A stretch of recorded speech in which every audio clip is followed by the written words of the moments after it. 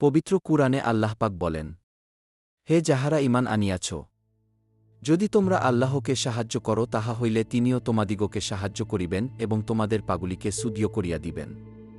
সূরা মুহাম্মদ আয়াত ৮। এই আয়াতে আল্লাহ পাকের পক্ষ থেকে সাহায্য লাভের নিয়মটি বলে দেয়া হয়েছে।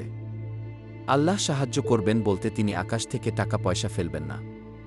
বাস্তবিকই আল্লাহ পাক আকাশ থেকে টাকা পয়সা ফেলেন না, তিনি পাগুলোকে সুদীয় করিয়া দেন। যে পায়ের দ্বারা মানুষ টাকা পয়সা সহ প্রয়োজনীয় সকল কিছু অর্জন করে। এখানে পা বলতে শুধু পা নয়, বরং মানুষের উপার্জনের পথে এমন সকল অবলম্বন যা সুদীয় হওয়ার সাথে তাদের ক্রম উন্নতি সম্পর্কিত।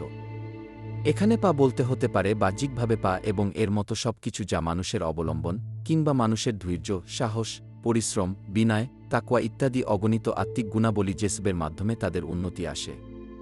আর আল্লাহর চাওয়া সাহায্য সেই নেয়ামতগুলোর সাথেই সংযুক্ত।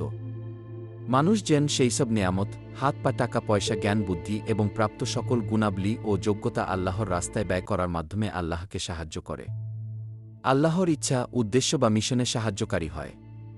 তবে আল্লাহ পাক তাদের পাসমূহকে দেয়া নেয়ার সম্পর্কের মতোই ক্রমান্বয়ে সুদীয় করিয়া দিবেন, যাতে করে তারা আরও দৃঢ় পদক্ষেপে সামনে এগিয়ে যেতে পারে।